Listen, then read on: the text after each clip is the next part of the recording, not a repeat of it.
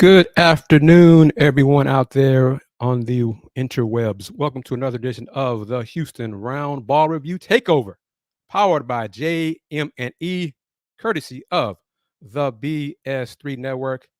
You can watch us on Roku on the BS3 Network. Yes, if you are new to the show, if you're new to the lunch break, this is the Houston Roundball Review Takeover of the lunch break on Thursdays, streaming to you, coming to you live from, as my auntie used to say, Fifth Ward, Texas. I am, of course, KG Kris Gardner, owner of the Houston Roundball Review. Watch us on YouTube, Twitch, X, Fire TV, and Roku, courtesy of BS3 TV. If you have a Roku streaming device, just download BS3 TV. If not, just go to bs3network.com. Let's get into it. I am wearing one of my Houston Roundball Review shirts, the Sunshine Yellow. Some folks say it's like Golden State Warriors colors, but I'm not a Rockets fan. No worries there. You can buy Roundball Review merch like a shirt, hoodies even. Roundball Review mug too. Go to that link, linktree/Houston Roundball Review, and cop the merch there. A lot of different ways to support the Houston Roundball Review. Miss Wanda, how are you? Thank you very much. She references, good afternoon, welcome back home. For those who do not know, have been following me on one of the social media platforms on Instagram, TikTok, YouTube. I was in Kansas City on Tuesday and Wednesday for the Big 12 basketball tip-off for men's and women's basketball. Yesterday was the fellas. They wrapped it up. Good chance to talk to some people face-to-face, made some contacts. Should have some interviews, one or two interviews lined up in the next few days with some folks who y'all might recognize and some folks you may not recognize. But it's always good to be able to be there in person at media days. Zooms can only provide so much. Being there in person gives that personal touch. Miss Donna Holman, how are you? Thank you for watching on YouTube as well. Let's have some fun. Let's discuss it. Coogs Longhorns this Saturday afternoon, 3 o'clock at TDECU Stadium. I just checked before beginning this show. The Longhorns are favored by 23 and a half. 23 and a half.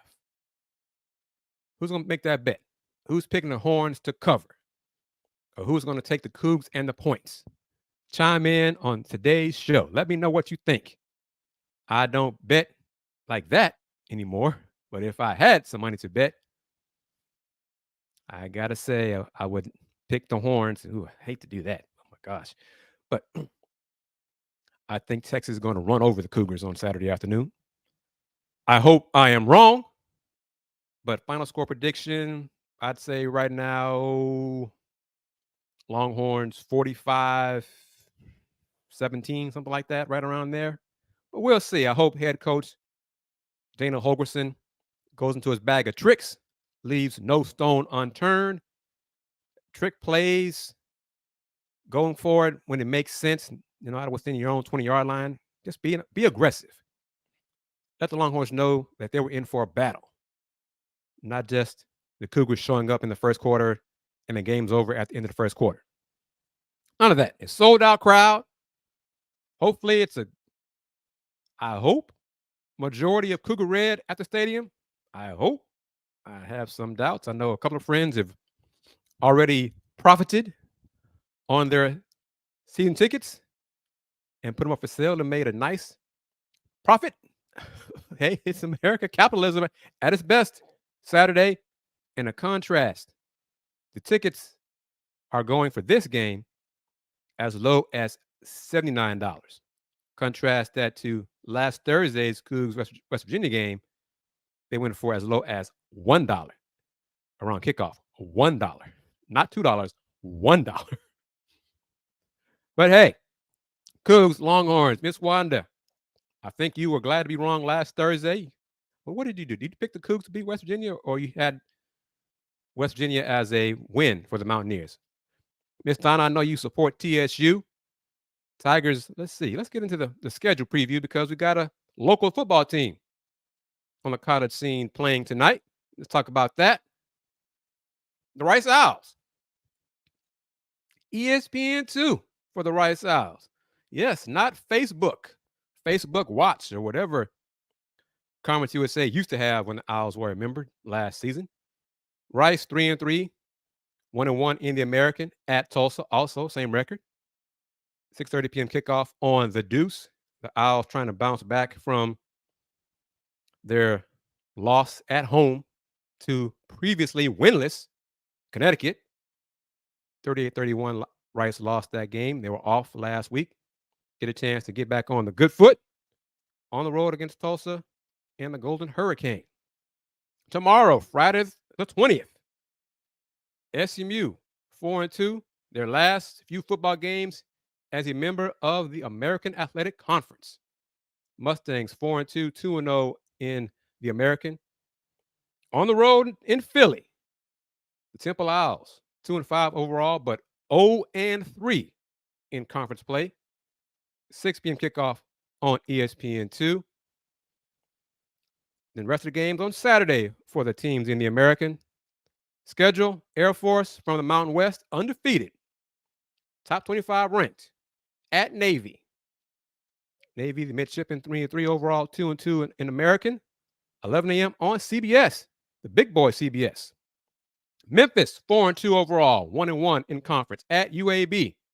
2-5, 1-2 in conference. Also 11 a.m. Central. Game on ESPN2. Charlotte, boy, this game right here is for true diehard fans and alums of both programs. Charlotte at East Carolina. Should be some rivalry, trash talk, smacking back and forth. But both teams are 1-5 overall and 0-2 in conference play. Somebody got to get a win in conference play. Somebody's going to go to 2-5 after Saturday. That game is at 1 p.m. on ESPN+.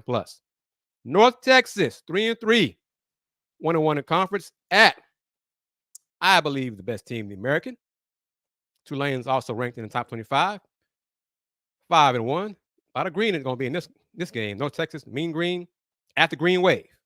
Tulane 5-1 overall, 2-0 in the American. 2:30 p.m. on the Deuce.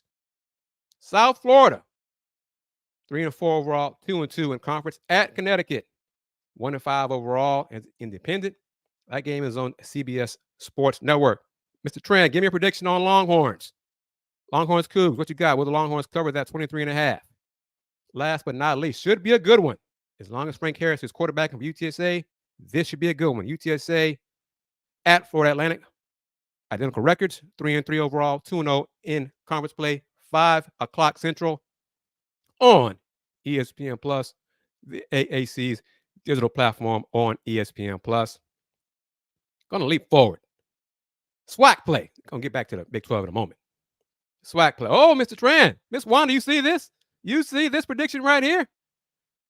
Cougs 35-32 over the Longhorns. Oh, you and Andy Yanez will talk a lot of noise if that happens. That'd be so much trash talk right there. Well, I have no problem with this right here, and I won't get a penalty for it. Horns down.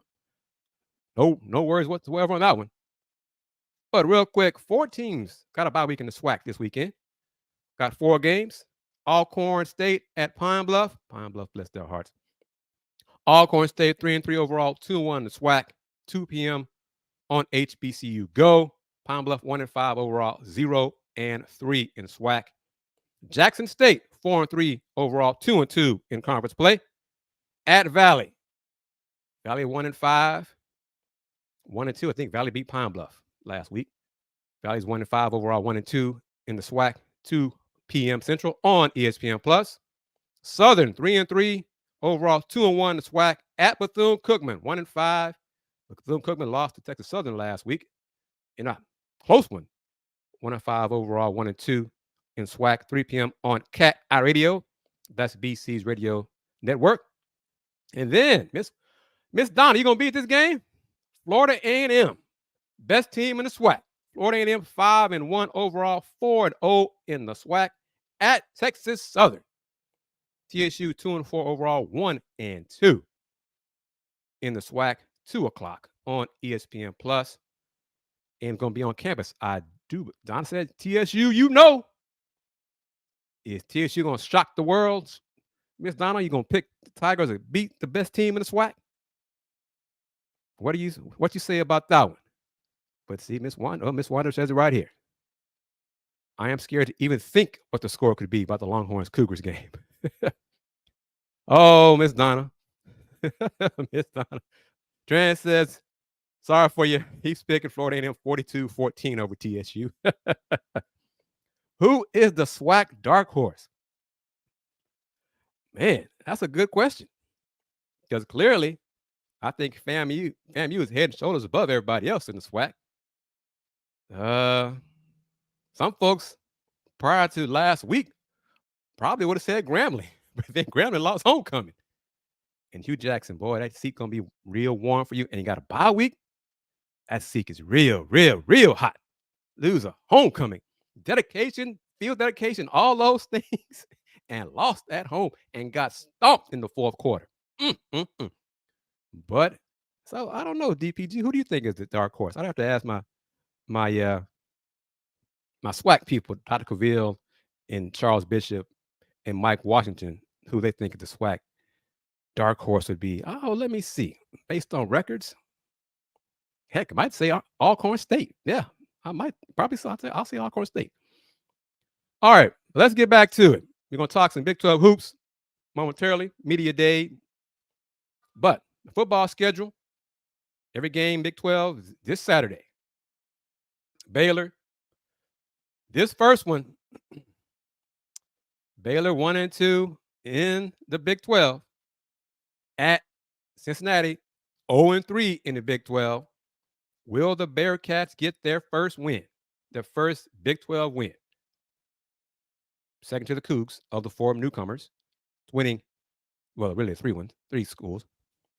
But will the Bearcats turn up the heat even hotter on Baylor head coach Dave Aranda and get their first win at home, their first Big 12 win this Saturday, 11 a.m. on Big 12 now on ESPN Plus? Tran says no. With a vengeance, no. Baylor 35-14, no. Donna says TSU is our team. I know anything is possible. Hey, TSU has a chance against FAMU. Hey, anything's possible. No worries there. Yeah. This next one, UCF, 3-3 overall, winless in Big 12 play against undefeated Oklahoma on ABC. On ABC. I think it's going to be like this right here. I thought it's going to be close. Sooners big. I'm going with Tran on that one. It's going. I don't know about that one. Going to be big. Woo. And Oklahoma State next. 4-2 overall, 2-2 in conference play at the Mountaineers. Kind of curious to see what Mountaineers team going to show up. The one that was 2-0, or the team that lost to the Cougs and the defense secondary got lit up by Donovan Smith and the Cougar receivers. That game, 2:30 p.m. on Saturday at ESPN. And there we go. Let's talk about it.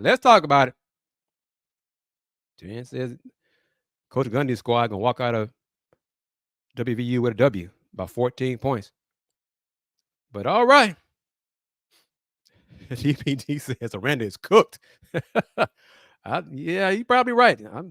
Most folks, yeah, as far as I know, as far as I've heard, most folks think he's gone. So, yeah, there it is. Longhorns 5-1 overall, 2-1 in conference. That one loss was to the Sooners. At the Cougs, 3-3 overall, 1-2 in Big 12, 3 p.m. on Fox. Somebody else, give me a prediction. DPG, what say you about that one? Tran, one more time, for those who missed it, Tran's going 35-32 over the Cougs. So not only is he taking the Cougs in the points, he's taking the Cougs outright to beat the Horns. No. That would make my day if it happens, but I'd be stunned. But would be glad to be wrong and love to admit it on the Let's Rage Cougs post-game show Saturday evening to discuss a Cougs upset. I'll be thrilled to death to talk about that. That happens, though. Next on the schedule, Texas Tech 3-4 overall, 3-2 in the Big 12 at BYU. BYU 4-2 overall, 1-2 in conference play. 6 p.m. on FS1. And then rounding it out, TCU 4-3 overall, 2-2 in conference at K-State. K-State 4-2, 2-1 in conference, 6 p.m. on ESPN. DPD, he like, I would love to see a Coug win, but us losing about 30. Tran, I truly admire your optimism. He's truly admire your optimism. But you're wearing your Cougar color glasses making that prediction. I just don't see it. You and Andy might be the only ones. You, Andy, and of course, more importantly, the players and the staff. Outside of y'all, not many other people believe the Cougs have anything more than a chance this Saturday versus the Longhorns. But hey, I hope you're right. I hope the Cougs prove all of us wrong. And I'm not being a hater on it. I just don't believe the Cougs will win Saturday. If it's competitive and if they stay within the spread, I'll count that as a more victory. Really, if they lose by 10, 14, 20 even, I think that'd be good. But I just don't see it. Just don't see it. Just don't. Ooh, what? Oh, okay. He thinks Donovan Smith is the best QB in the Big 12. Well, he beat the Longhorns last year when he played for Texas Tech. And he's rolling. He completed 16 for 16 in the second half in the win over West Virginia. If Dana trusts him and allows Donovan to be Donovan, it helps. But one thing first, just be aggressive, be active from the opening kickoff. And I'm kind of curious to see how the Longhorns handle the Cougs return team. That's really one of the strengths of this year's team has been Matthew Golden in kickoffs, heck, even the punt return team. How will the Horns handle that? Will they kick out of bounds away from them? Pooch kicks, angle kicks, how will they handle that? Agree here. The Cougs must have tempo, definitely. Got to speed it up. I'm really curious to see how Dana calls the game this Saturday. 3 p.m., sold out crowd. Game's going to be on TV locally, on Fox, of course, as well. I think the weather's going to cooperate. I wish the Cougs luck, and I hope to be wrong. And I'd be first. I would gladly do a YouTube short, post it on Instagram, Facebook, TikTok, and say, hey, I was wrong and proud of it, and say, go Cougs and horns down, all the same clip. I hope to do that. Tony, if that happens, if the Cougs win Saturday, Tony, you know what that means, right? It just really, truly cements the return of Dana next season. You know that, right? You know that. If that happens, well, we'll see. All right. I'm going to play this clip. I'm bouncing around. I'm going to post the results of the coaches poll for the Big 12 men's basketball that was released Friday rather than Thursday last week, like I had hoped in time for last Thursday's show. But Coach Kelvin Sampson had a few comments yesterday. Well, he had more than a few. But the clip I'm going to play, Coach Sampson described the level of maturity level of last year's team to the previous team, the previous Cougs team. It's in vertical format because I'm on Instagram and TikTok. But listen to what Coach said. And of course, the clip is on Instagram, YouTube, TikTok, at Houston Roundball Review, all those places. But listen to this. It's about 70, 75 seconds. And get me your thoughts on what he says. Let's see here. All right. Last year, team, probably the youngest we've been, maybe the most immature we've been to. Last year's team was more talented than it was mature. Whereas the year before, we were more mature than we were talented. one team won 32 and lost to Villanova in the Elite Eight. The other team won 33 and lost to Miami right here on this court. But the year before, his team was better. That team would have beat last year's team because they're more mature. Kyler Edwards and Tajay Moore and Fabian White and Josh Carlton. That was a mature team. Last year's team, our first guard off the bench was a true freshman. Terrence Arsenault was a true freshman. Jarris Walker was a freshman. That was the youngest we've been. And that team was probably not quite as good as people on the outside looking in I thought it was. That's the first team, it's probably one of the few teams I've had at Houston that we didn't get better once we got to March. A lot of it has to do with, and this goes for all college athletics, kids have to adjust today. The money that these kids are making, they've never made that before. Life gets in the way sometimes. They're having to think about things and do things that kids before them never had to worry about. So what do you think?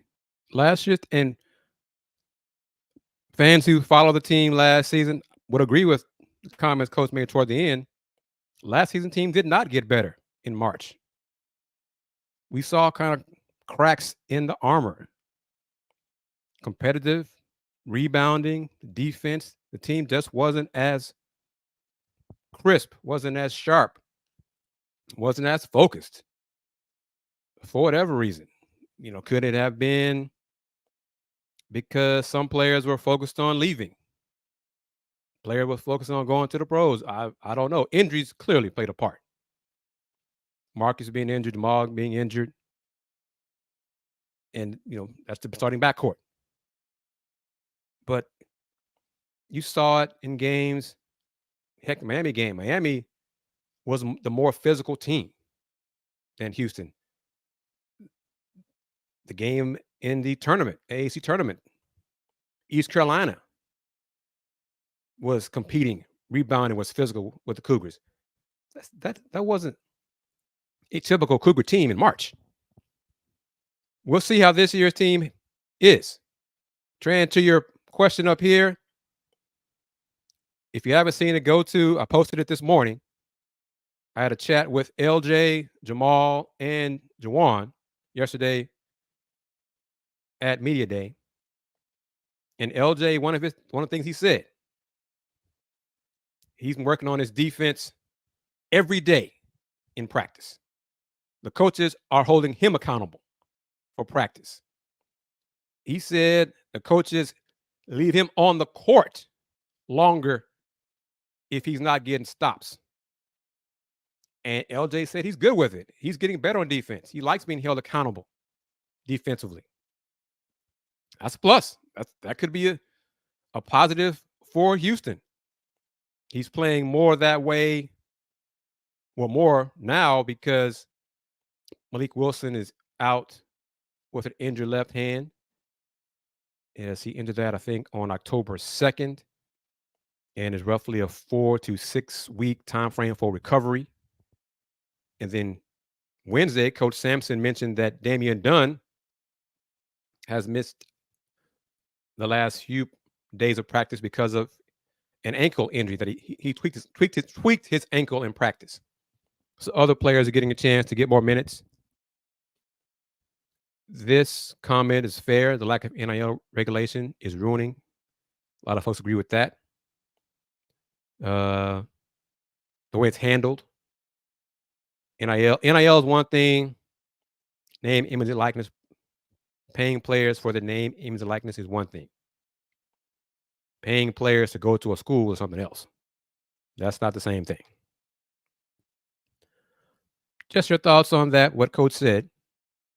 More comments from him are, I asked him a question about the Rockets-Pacers game that involved Jarris Walker and Nate Hinton, and Coach commented on their journeys. And one of the things he said in that one, that Jarris's dad chose Houston because of Coach Sampson. Quote, Coach Sampson said, Jarris's father said, "We're not looking to choose a college. We're choosing a coach." Jairus' dad wanted a coach and a staff to help Jairus get better. Well, Coach Sampson said, in fact, let me see if I can pull up the clip. It's a few minutes long. It's longer than usual stuff, but you get the idea. Y'all know how Coach Sampson is. He can talk. he can take a 5-word question and turn it into a 20-minute answer. But he's a heck of a coach, hell of a coach. Let me see if I can put it up. Let's see here. We had Rockets Pacers game in Houston. Jairus and Nate in town. What was your sense of pride for those two guys from your program that you coached? Yeah, when Jairus came to, when we signed Jairus, that was a unique recruiting scenario with Jairus. They're all unique to themselves, but we didn't help Jairus become a first-round draft pick. He would have been a first-round draft pick if he had went to the Oklahoma Wildlife Society. If they had a basketball team, somebody would have drafted him in the first round. I mean, my God, look at him. But what we did was help him become a lottery pick. And it all started with his attitude, his willingness to surrender and be coached. But that was his father's plan. His father said from day one, we're not choosing a college, we're going to choose a coach. So his dad was a little bit ahead of the curve. He never mentioned NIL, never mentioned none of that stuff. He said, everybody tells me how good my son is. I have not seen it. I want to see it. And so he narrowed it down to 2 coaches, called us and said, you're the one I think can get my son to where he needs to be. And so I thought about his dad's conversation the other night when I watched him. And then Nate's father is Dr. Benjamin Hinton. He has a PhD in religious studies. He's the lead pastor at the largest church in the state of North Carolina. He has 2,000 members in his church.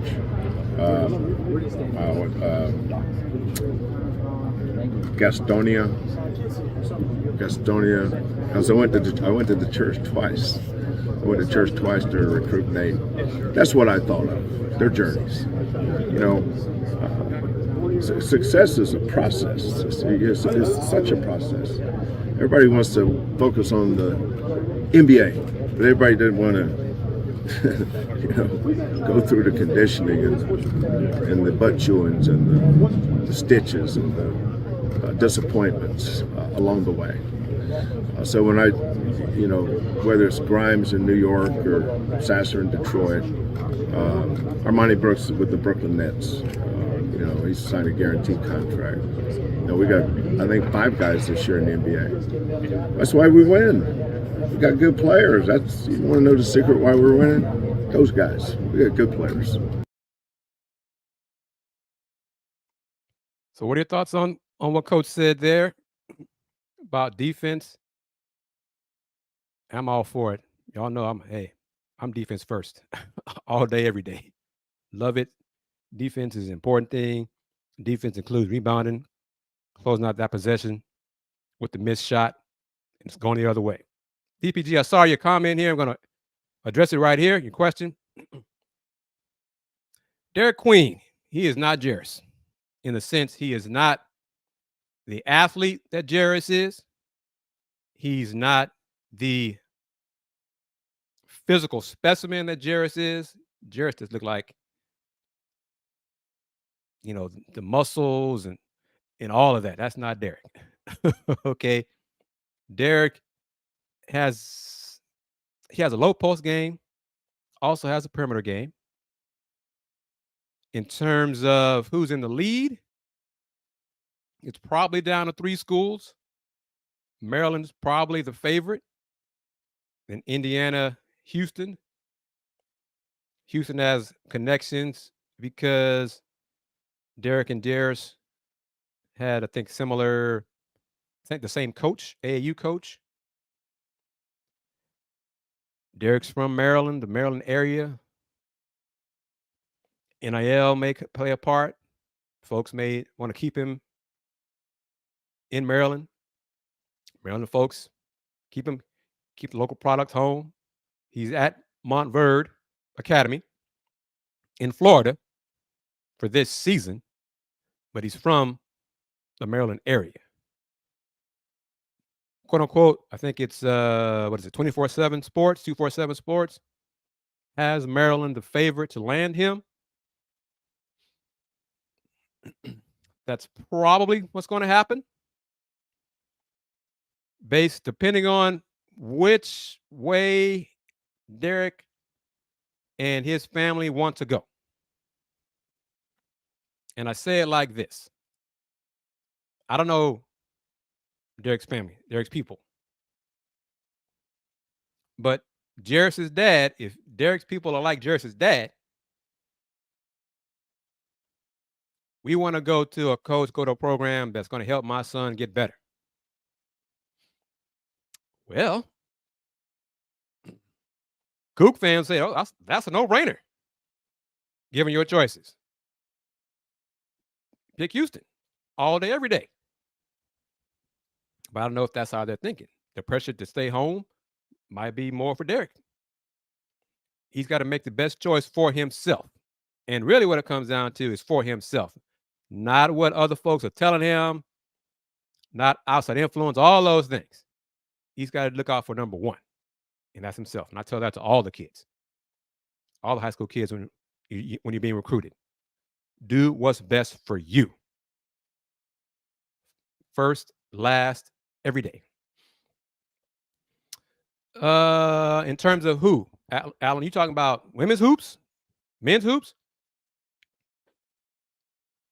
Nick Cody's from the Dallas area. And as far as I know, I think, how should I phrase this? Because anything's possible.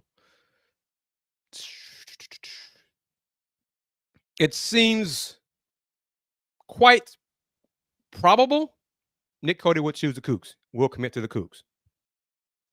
The Cougs are the favorite, for what that's worth. I don't have these strong vibe, excuse me, that I had regarding Trace McCarty. I knew Trace McCarty was coming to Houston. I had a strong sense on that one. That's why I said it during the edition of Folks Talking Sports back in September. Just very confident. When I read somewhere like his recruitment was up in the air and they weren't sure where he's going to go. No, I was very sure he's going to go. Very strong sense on that one. I think Nick Cody, not as strong, but it's strong. He's going to choose the Cougs. Let's see. So yes, the Dallas area, look at the recruiting. Chase McCarty is from Alabama. Nick Cody is from North Texas. Houston still recruits Houston area, obviously. Look at JoJo Tugler, who I think is going to have a very good freshman season and probably needs to have a very good freshman season for the Cougs to go as far as they hope to go this season. The 4 or 5 spot is the biggest question mark because outside of Juwan Roberts, it's the least experienced. Backcourt, not going to be a problem. Shouldn't be a problem as long as they can stay healthy and get healthy. Malik Wilson, solid backup point guard. LJ Cryer is playing the one right now with Malik out. So that's also a plus, giving LJ more time as a backup one in practice. So that's good. But let's go with the poll results. I don't have a slide for it. For Coach Bill Self's comments that he said yesterday about Houston. But it's been on Twitter. I posted it on Threads and Instagram as well as X and also on Facebook. But there is a poll results, coach's poll. Kansas first, 12 first place votes. Houston second, which I think is just another indication of two things. The program that Kelvin Sampson and the staff have established at Houston, and also the respect that the coaches have for Kelvin Sampson. Baylor coach Scott Drew and Oak State coach Mike Boynton spoke very highly of Kelvin Sampson, and I'm going to post their comments later on today. Longhorns 3rd, Baylor 4, TCU 5. DPG says TCU's overrated. Tech is underrated. We'll see Texas Tech new head coach, part of the Scott Drew tree. But let me ask you, DPG, Tran, Miss Wanda, folks watching on all the platforms. I think Cincinnati's underrated. K-State at 6, Iowa State at 7. Where does the talent drop off? I mean, seriously. West Virginia, interim head coach, got talent though. Oak State, Mike Boynton got talent, kind of young, a lot more freshmen than other teams in the league. Wes Miller at Cincinnati, Oklahoma at 12, BYU 13, UCF 14. But yeah, where does the talent drop off?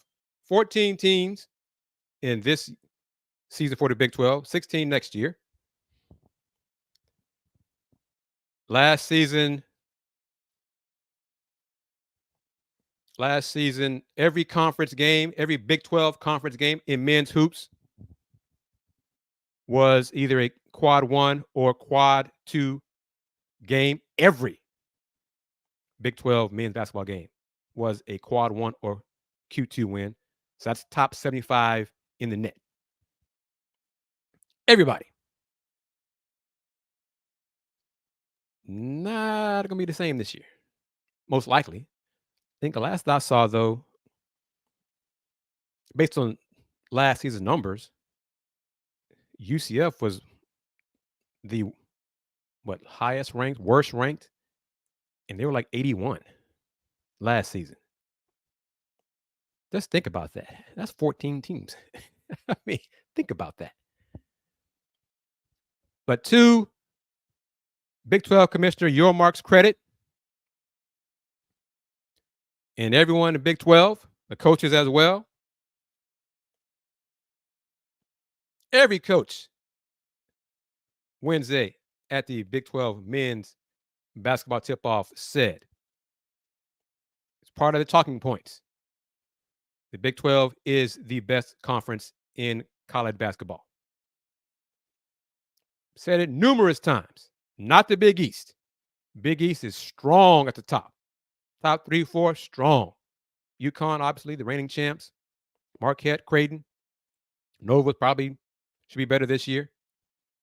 But the depth of the Big 12,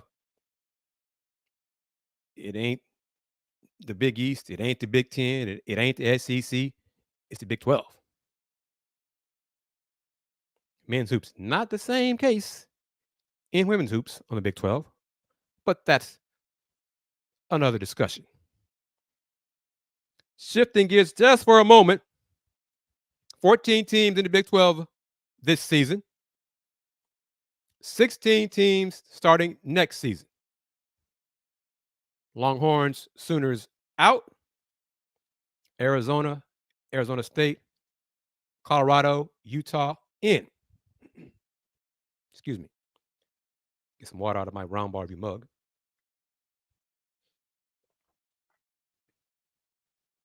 Starting next season, on the men's side of the Big 12, 20 conference games in men's basketball for the Big 12. 20. You'll have 5 teams you face twice, and the other 10 teams you'll play once. So you have home and away with 5 teams, and then the other 10 teams will either be home or away. And that'll be the 20 conference games in the Big 12. To that end, the earlier talk this spring, summer about having the Big 12 have some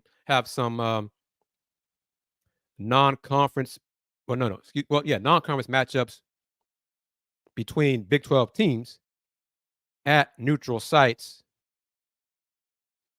will not happen. So the 20 conference games You got more games against quality opponents, more Q1, Q2 games, schedule non-conference accordingly. Trent says not in favor of 20. Would rather have Big 12 more games with SEC. Well, the challenge ended. The Big 12 SEC challenge ended.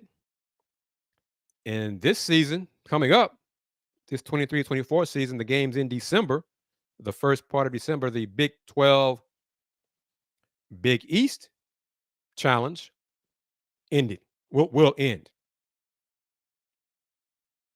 And the rationale, the logic behind that goes back to what I said a few minutes ago.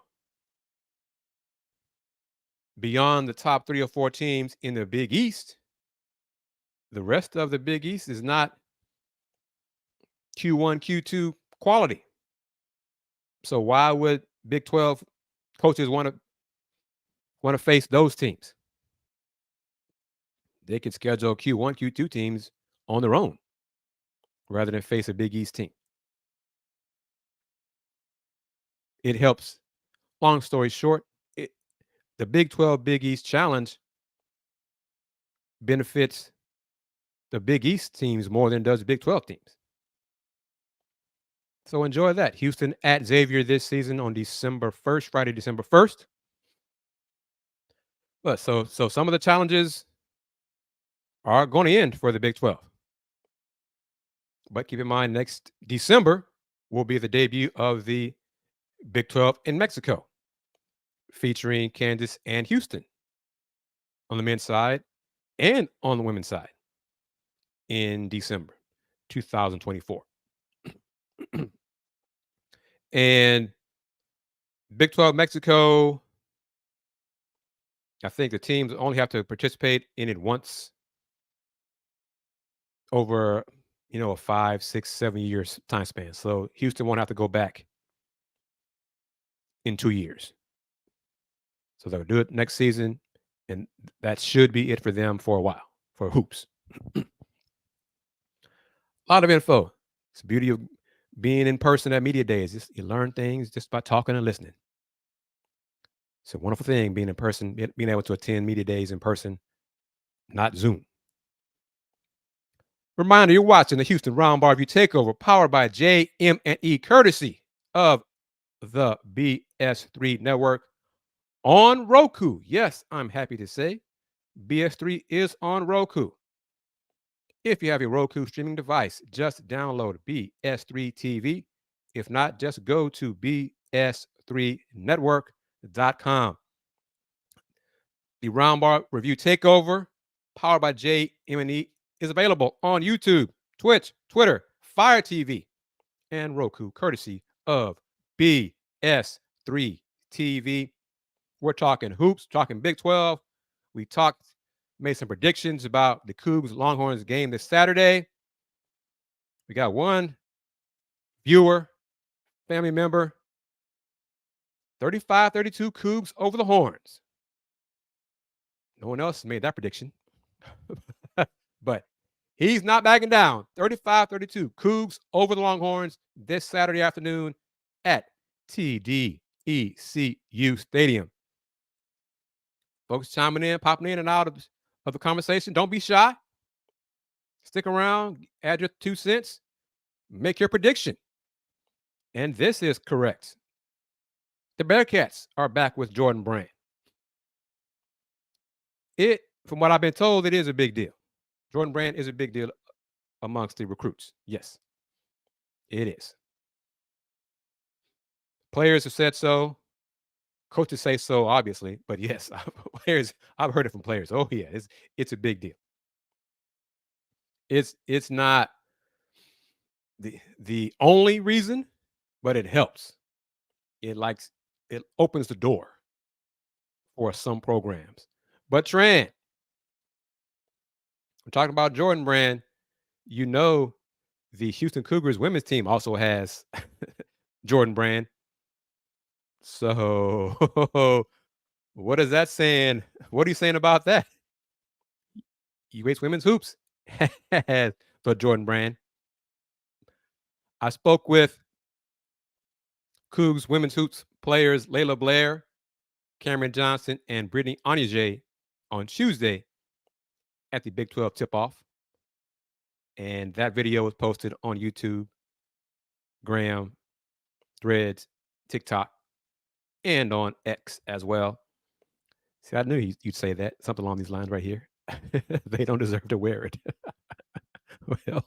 Well, just saying, CDPG, the kids love it, but it doesn't necessarily always help in recruiting, according to Tran. So, hey, it's out there. But yes, they are a part of the Jordan brand family. The Bearcats are back with the Jordan brand family. And for those who have not seen it, let me see if I can bring up the slide. There is the Big 12 Women's Hoops preseason poll. And Tran's favorite team, favorite head coach is number 12. The Houston Cougars coming in at 12 in that preseason poll. Cougs with 45 points. Longhorns in their last year in Big 12 Women's Hoops predicted to finish first. Longhorns led by point guard Rory Harmon from this area. Head coach Vic Schaefer says his point guard is the best point guard in women's college basketball because of what she does on offense and defense. She picks up the pressure, begins the pressure, and plays defense 94 feet. And most times defends the other team's best perimeter player. And then on offense, sets the table and scores if needs be. I'm not sure you can say that about Caitlin Clark, Paige Beckers, who's coming back healthy for UConn. Just saying. But and I'm happy to say I received word before this show, within minutes of this show starting. Got an email and was asked to participate in the media poll for Big 12. We're going to put together a Big 12 media poll for men's hoops. And I was asked to vote for that. It's been a good day so far. Had some good news regarding website stuff. Finally getting that taken care of. So, yeah, I'm going to be voting for the media poll. I wonder if they're going to put the results of that out, put our names out there as well. I don't mind. Give me some publicity. Always appreciate the publicity. Good pub is a good thing. But yes, saw BS3 chiming in. Thank you very much for the platform. Good afternoon to you as well. So everybody, watch BS3 TV. In fact, in these final moments, going to show a little segment so you get an idea of really what BS3 TV is about. Let me pull it up. Check it out. Be back in 90 seconds.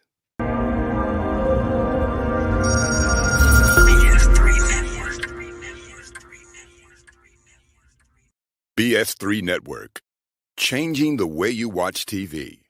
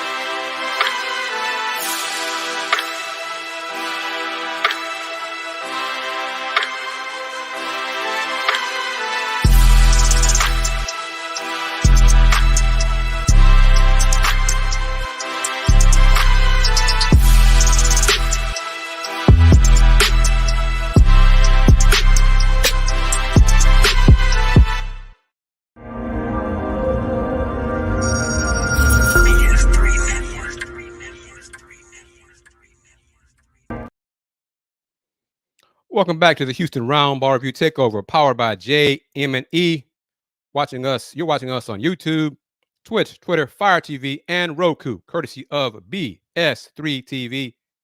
If you have a Roku streaming device, just download BS3 TV. If not, just go to bs3network.com. I am KG, Kris Gardner, owner of the Houston Roundball Review. We're talking hoops.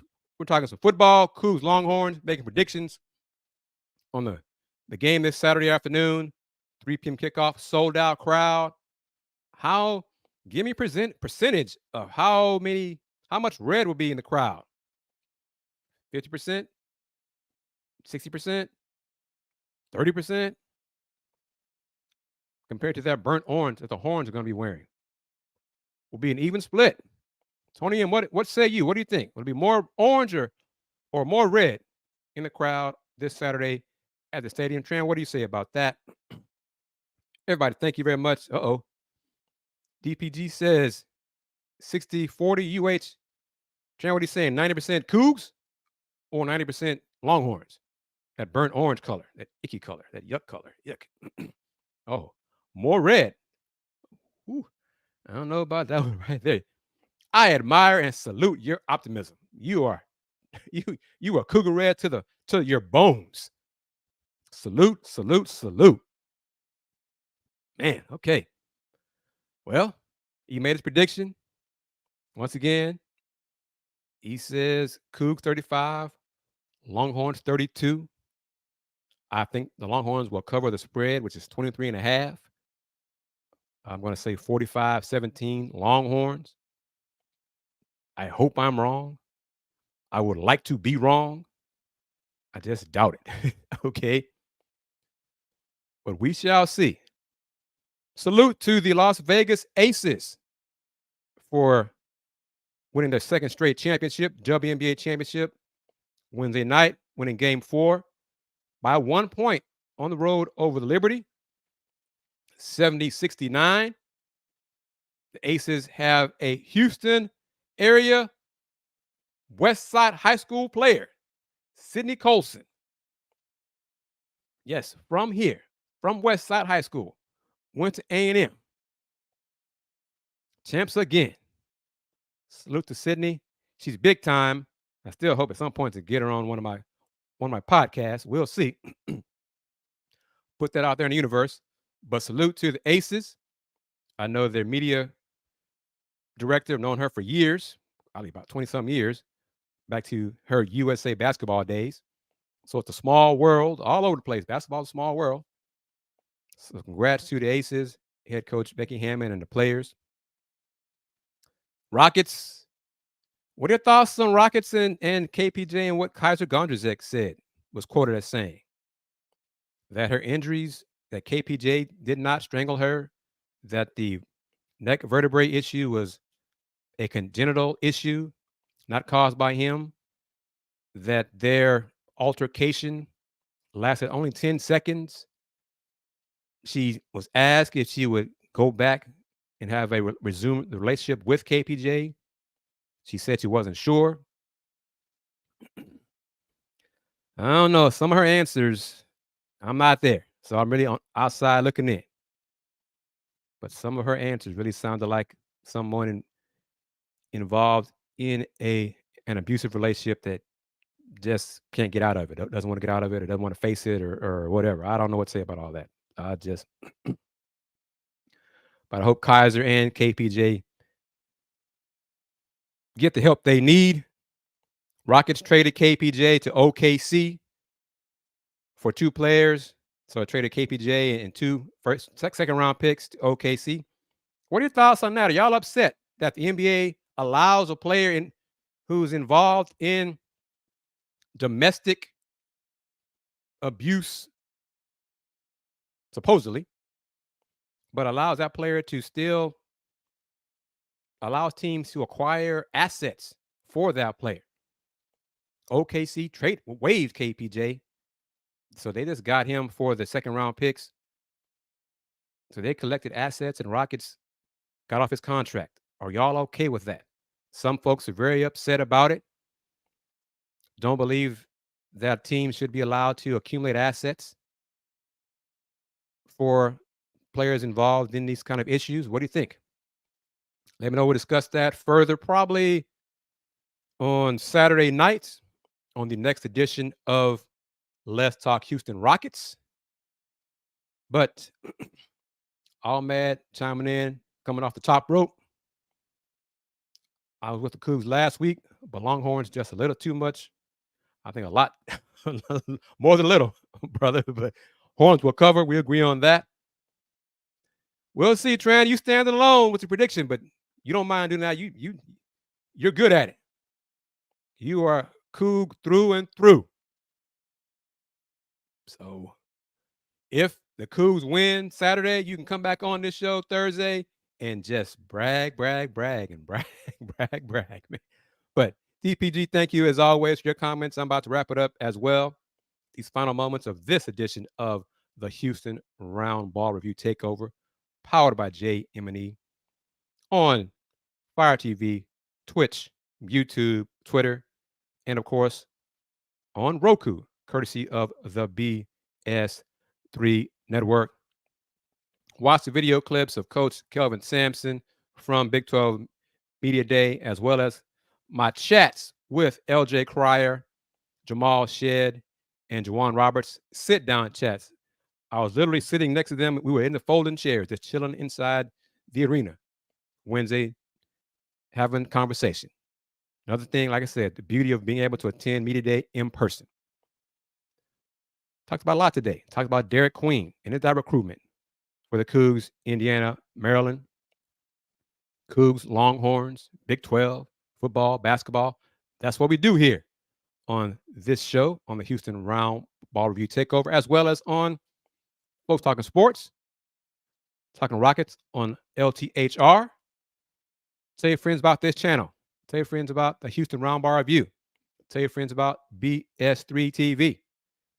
And always, for those who do not know, if you're new to the show, if you're new to the platform, new to me, Kris Gardner of the Houston Round Ball Review. The Houston Round Ball Review been around since 1994. Local name, global perspective. Y'all take care.